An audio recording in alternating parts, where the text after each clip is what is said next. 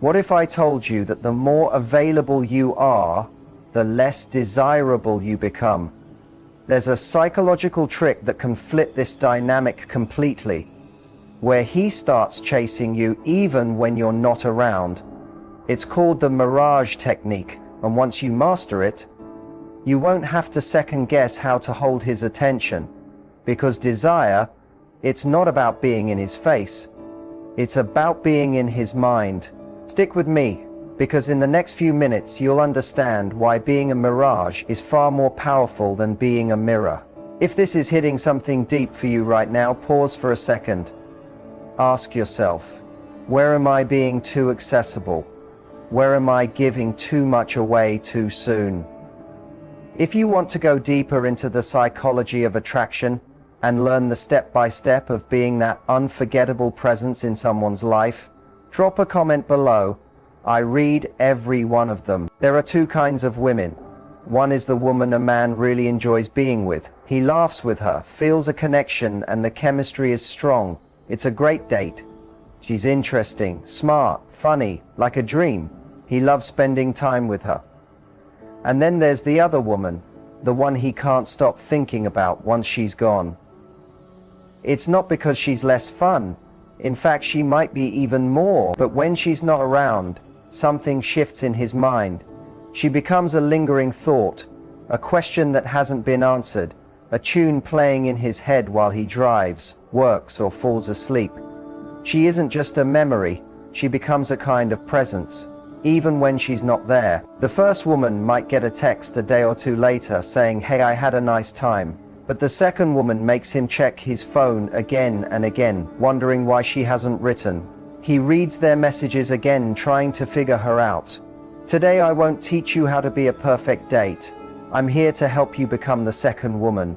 What if I told you that feeling of "I gave it my all but he still lost interest" isn't a failure, but the result of following the wrong plan, a plan passed down to us over time, but one that doesn't work anymore in the world we live in now? What if being overly kind, always around, and too open was actually what made the attraction disappear? Think about it. Why are we drawn to books or movies that have mystery? Why do characters who are layered and unpredictable stay in our thoughts longer? It's because our minds, especially a man's mind when it comes to attraction, aren't designed to fully appreciate what they already know they have. They're wired to go after what they feel is valuable. And in the world of attraction, value is measured in one very unique way: uncertainty. What you're about to learn isn't just about tricks to seem hard to get. That's surface level stuff. What we're diving into now is much deeper. It's a psychological method I call the mirage effect. A mirage looks real, like an oasis in the desert, but it's just out of reach. When you're there in person, you're like that oasis, refreshing, full of life, real. But when you're not there, you must become the mirage, a picture in his thoughts that keeps pulling him back, making him wonder, making him curious. Not because you need him, but because he feels a strong desire to know if what he felt was real. Are you ready to stop being the easy-to-read, always-there woman? Are you ready to be the thought he can't shake off? If yes, keep listening. What I'm about to share can truly shift everything. The first thing you need to know is this: for someone to miss you, they must first be allowed to feel your absence.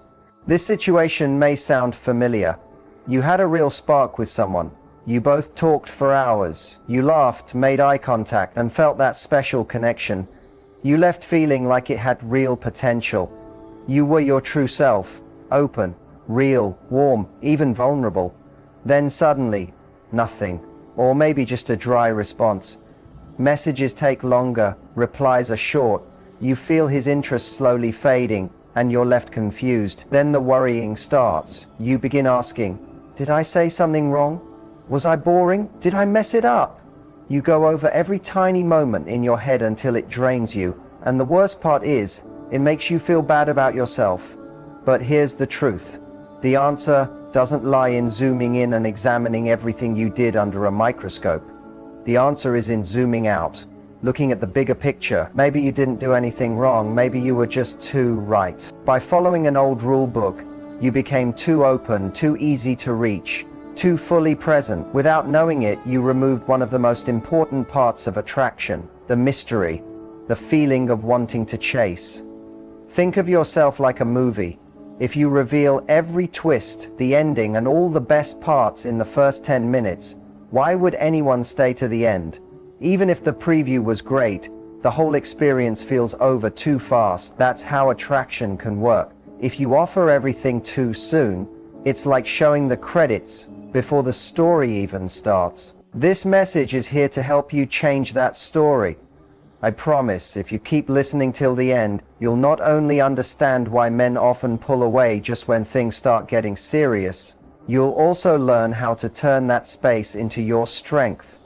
You'll learn how to leave just enough silence not to be forgotten, but to fill his thoughts with you. You'll learn how to control not just when you're there, but how to use your absence in a way that keeps you on his mind. That very space becomes your superpower. We'll explore one of the biggest ironies in dating today. In a world where everyone is always online, always reachable, real influence comes from knowing when to pull back on purpose. I'll explain why being an open book can lead to being skimmed over, and how to become the kind of woman whose story he's dying to read more of. The Mirage effect isn't a trick, it's a new way to think about your own value. And it all starts with understanding something very old about how men think. Something that's been right in front of us all along. To really get the Mirage effect, we have to understand how a man's brain works. It's not always a straightforward place, but one thing is clear, it's powered by a very old instinct that we often ignore. For thousands of years, the male brain wasn't designed for modern love, filled with texts and dating apps. It was built for action, for hunting, fixing problems, and winning challenges.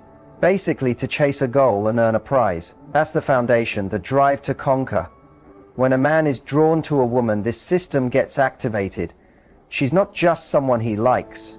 She becomes something to reach for. Her attention, her time, her affection. That becomes the goal. Every small win along the way, a smile, a good conversation, the first time you hang out, each one gives his brain a reward chemical called dopamine. It's the same feeling he gets when he wins a game, closes a business deal, or cracks a tough puzzle. Dopamine says, keep going, you're doing well, and the prize is close. Here's where things often clash. His energy is all about the thrill of the challenge, while yours often wants connection and stability. You want to feel that the bond is real, that the ground is safe to open up. He wants to feel like he's climbing a mountain, and that reaching the top is only meaningful if the climb was difficult. So what happens when you, with the best of intentions, give him everything too early? You open up quickly, share deep feelings on the second date, make time for him constantly, always have something to say, always show how much you like him. Then, without realizing it, you hand him the map, the key, and the code all at once. You take away the challenge. The journey that was supposed to be exciting turns into a smooth ride with no adventure. Even if the view at the top is beautiful, it doesn't feel earned. And without that sense of working for it, his motivation drops. It's not that he doesn't care about you. He might even think you're incredible. But his mind, his oldest instinct, starts signaling. Goal reached, mission complete, nothing else left to unlock. And just like that, his focus drifts to the next challenge. This is when you begin to notice him getting distant. It's not something personal, it's just how his brain works.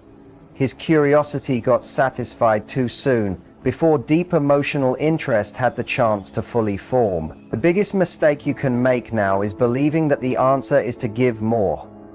More affection, more time, more of your energy. But the truth is the opposite. What he actually needs is a bit less. Just enough to keep his brain releasing those little sparks of dopamine, the motivation chemical. He needs to feel there's still more to learn about you, more to reach for. You have to learn how to pause the experience right when it gets really good. That way, he's excited to come back for more the next day, because if he gets everything on day one, why would he bother returning? We already know that a man's mind is designed to chase challenges, but it's deeper than that. It's not just about whether something is easy or hard. It's about the idea of rarity, something our whole society is built around. Think about it. Why are diamonds so expensive when they're just compressed carbon? Why do people stand in lines for shoes they don't even need or pay huge amounts for one-of-a-kind art? It's not because of how useful those things are, it's because they're rare. Their worth isn't in what they are, it's in how hard they are to get. Now think about that in terms of the most valuable things you own. No, not your clothes or jewelry. I mean your time, your focus, your emotional strength, your mental energy. These are your real treasures, your personal limited editions. And just like anything that's too easy to get, if you give them away without pause, their value drops. Picture a story. Let's call the characters Laura and Mark. Their first date goes amazingly well. The chemistry is strong. They talk, laugh, flirt, it all flows naturally. Laura gets home feeling like she's on top of the world. Right away, she texts, "Just got home, that was really wonderful. You're such an interesting person. We definitely have to do this again." Mark sees the message and smiles. "That's nice," he thinks. The next morning, Laura sends another message immediately. "Good morning, did you sleep well? Hope your day goes great." Mark reads it while rushing to a meeting. He finds it sweet, but doesn't have time to answer. Later that day, Laura sends a meme that reminds her of something they talked about. Then she asks how his day has been. By evening, she's written a full string of messages. It's clear she's interested, fully present. But now, let's peek inside Mark's head. Is Laura annoying him? Probably not. Does he dislike her? Not at all. But somewhere inside, he begins to feel there's nothing more to figure out. No mystery, no curiosity, no space for his own effort. Without meaning to, Laura gave him the entire meal before he was even hungry. She filled every gap that would have allowed his interest to grow, the kind of space where longing is born, the kind of space where he could have started missing her. And here's where the twist hurts. Mark starts to pull away, not because he doesn't like her, but because he's overwhelmed by affection he didn't have to work for. And Laura senses that shift. She feels something's off, so she panics and does what many people do. She tries harder. She sends a longer, more emotional message. "Is everything okay? I feel like you're becoming distant." And in that moment, without knowing it, she puts an end to what little attraction was left. She stops being the mystery he was drawn to and becomes a problem to solve, or worse, a pressure he wants to avoid. Most relationships don't fall apart because of a lack of interest. They fall apart from too much communication, too soon. They crumble because we confuse being reachable with being attractive. We believe that always showing up in their messages shows we care. But instead of becoming the song stuck in their head, we become background noise they learn to ignore. And then comes the big lie that keeps this cycle going. The belief that if someone truly likes you, none of this stuff matters. That's the biggest misunderstanding in today's dating world. Maybe it's true 20 years into marriage, but in the early delicate phase of building a spark, where the flame is still small, every detail matters. It's the difference between a fire that keeps you warm and a match that burns out in seconds. And now you reach that moment, that emotional stop sign. You were kind, you were real. You showed interest and put your heart out there, and it still didn't work. Or maybe it did for a short while, then disappeared into silence. You're tired. Tired of wondering. Tired of trying to figure out what you did wrong. At this point, it's tempting to go one of two ways. Either give up completely and believe that all men are alike, or become cold, guarded, and turn into someone who plays the same mind games just to protect yourself. But pause for a second, take a breath, because right now, in your moment of frustration, something important can happen. This is where everything can change. I'm about to give you the piece of truth that completes the puzzle. If you understand this next part deeply, it can shift everything you believe about attraction. The real heart of the Mirage effect. And here it is. The real change doesn't come from pretending to be busy. It doesn't come from ignoring texts or acting like you don't care. Those are just tricks. The real shift begins in your mind, in the way you see yourself. It starts the moment you stop asking, "Am I good enough for him?" and begin asking, "Is he actually good enough for my time?" Read that again. Let it sink in. Let the power of that question reshape your thoughts. In that shift, something powerful happens. You stop chasing. You stop trying to impress. Instead, your confidence starts to come from within. Your worth is no longer something you need him to confirm. You already know it. And now he's the one who has to prove that he deserves to be part of your life. And here's where the truth becomes clear. A man doesn't fall in love with someone who's always available. He falls in love with someone whose time feels special, like a reward. He's not pulled towards someone who gives everything right away. He's attracted to someone whose time is filled with goals, passion, friendships, and growth. Someone whose life is already full. And when she gives him an hour, it feels like a rare gift, something to earn, something meaningful. Your attention isn't a free-for-all. It's not something just anyone with your number gets. Your attention should be earned, like a reward. His consistency, his kindness, his effort, the way he adds to your already joyful life, these are what earn your time. When you start to live with this mindset, everything shifts. You no longer feel pressured to fill the silence because you enjoy your own peace. You don't rush to reply because you're living a full life. You don't reveal everything about yourself right away because you understand that real connection takes time.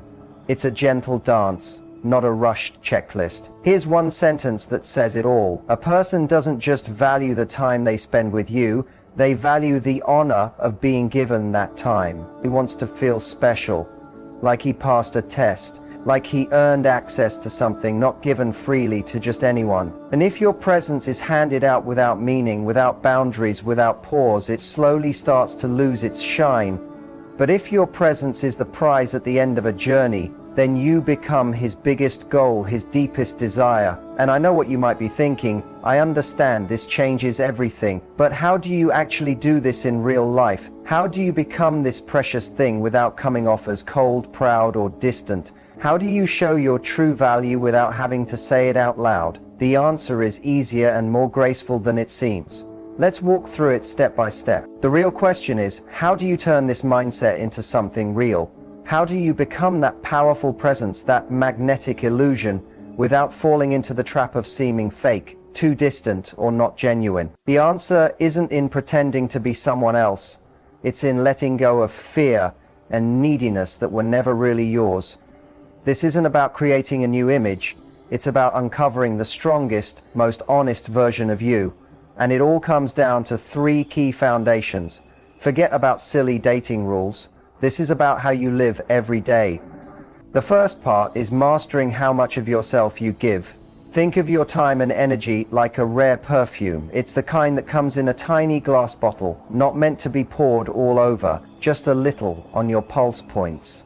Light, mysterious, and unforgettable. That's the same approach to take with early connections. This idea shows up clearly in 2 everyday habits. First, be the one who ends the conversation. In psychology, there's something called the Zeigarnik effect. We tend to remember things that were left unfinished more than those that ended.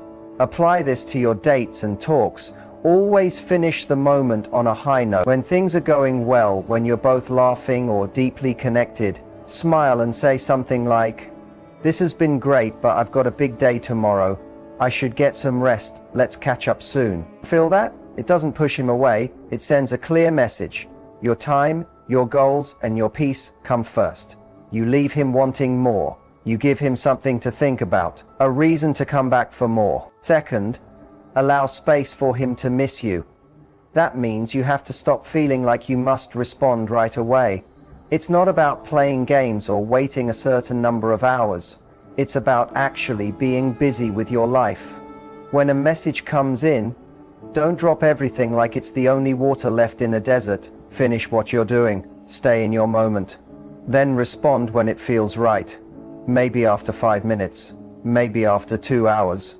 You're not following a script. Your life simply isn't that predictable. That small pause is the space where he'll start thinking about you more. That space lets him wonder, imagine, and grow more curious about who you are. The second foundation, and this is the most powerful, is creating a life you truly enjoy. This is what powers the whole Mirage effect. Because this isn't about acting like your life is exciting, it's about actually making it so. There is nothing more attractive than a woman who's deeply in love with her own life. So here's your task. Grab a notebook and make a list of the things you've always wanted to do just for yourself. Maybe it's taking a pottery class. Sign up this week. Maybe it's going on that trip with friends that's been pushed off for years. Set a real date. Maybe there's a passion project you've left sitting on the shelf. Commit to working on it each day, even if it's just an hour. Call your loved ones. Read books that move you. Go to the gym not to impress anyone but to feel your own strength. Become the main character of your own story. When you start doing this, something truly beautiful happens. You stop putting him at the center of your world. You begin to see him not as the goal, but as someone who might join you in your amazing life. You're no longer sitting by the phone waiting because you're too busy living. And that independence, that sense of being complete on your own, is unbelievably attractive. He'll feel your life already shines, and that will awaken something in him, not the need to rescue you, but the desire to earn a place in your world. The third part is how you express your value. It's all about the way you talk about your life. Speak with excitement, not need. Let him hear the passion in your voice when you talk about your job, your interests, your friends. Change the way you speak, not what you say, but how you say it. Instead of asking for reassurance, speak with quiet confidence. Don't say, "When will I see you next?" Say, "I really enjoyed our chat. You gave me something to think about." The first question asks for something. The second offers something. It shifts the energy. You're not trying to take, you're sharing from a strong place. When you live by these three ideas, the Mirage effect isn't a game anymore. It becomes a natural result of your deep inner strength. You're not that woman waiting for his message. You're the woman he hopes to hear from again. Think about how far you've come. From being confused by silence to understanding what true attraction is made of. We've cleared up myths, tossed out outdated tactics, and built a fresh way of thinking about yourself. But if you treat the Mirage effect as just a way to keep his attention, you'll miss the real gift it offers. Because all along this wasn't really about him, it was about you, about choosing to put yourself first, about remembering that your time, your dreams, your happiness are valuable, even when no one is watching. It's about coming home to yourself, about loving your life so much that you don't need anyone to fill it for you. Here's the twist about attraction. The more you try to get it, the more it runs from you. The more you chase approval, the less visible you become. But the moment you stop looking for it and start building your own path, you suddenly realize someone's been trying to catch up with you. Think back to when you felt most alive. Was it when you moved to a new place, started a project you truly cared about, or when you were laughing with people who really got you? You were so involved in your own world that you didn't even notice when someone started noticing you. And wasn't it in those moments when you weren't searching for love that love found you? That's your proof. The strongest proof that your most magnetic state is when you're blooming from the inside. Real attraction isn't something you aim at others. It's a light you carry, born from a life you love. So your main goal isn't to keep him thinking about you all the time. That's just a bonus. The real aim is to be so in love with your own world that the idea of giving up your peace, your energy, or your standards for someone who hasn't earned them doesn't even make sense. His attention is nice but not needed. It adds to your joy, but it's not the source of it. Don't run after butterflies. Take care of your garden. Feed what you love. Stay close to the people who matter. Water your dreams. Build a space so full of beauty, color, and life that butterflies naturally find their way to you. Some will leave, but the ones who really see your value will stay. In the end, The only question that matters isn't, how do I get him to want me? It's, am I living a life I'd miss if I had to give it up for someone? That answer holds everything. This is where the journey ends. We've crossed a desert and found that the most powerful mirage isn't the one he sees, it's the one you build for yourself. A life so rich, so full, so beautifully yours, that his longing becomes just a small part of your much bigger story. We've covered tips, psychology, the dance between closeness and distance, but when it's all stripped away, only you remain, standing in front of your own choices. And next time you feel the need to text again, or when your finger hovers over the call button because you need a sense of comfort he can't give, pause. And in that quiet, don't wonder what he's thinking. Ask yourself something much more powerful. What would your future self say about this? Think about the version of you who followed her dreams. The woman who wakes up with purpose and goes to bed fulfilled, not because someone texted her, but because she honored her values and followed her goals. What if your real struggle isn't with his silence, but with your own? The silence of your own wisdom, quietly reminding you that you deserve more than scraps of attention. The silence of your passions getting quieter every time you push yourself aside for someone else. Maybe we've been asking the wrong thing all along. Maybe the question was never, how do I make him stay? Maybe it's, why do I believe I need someone's obsession to feel whole?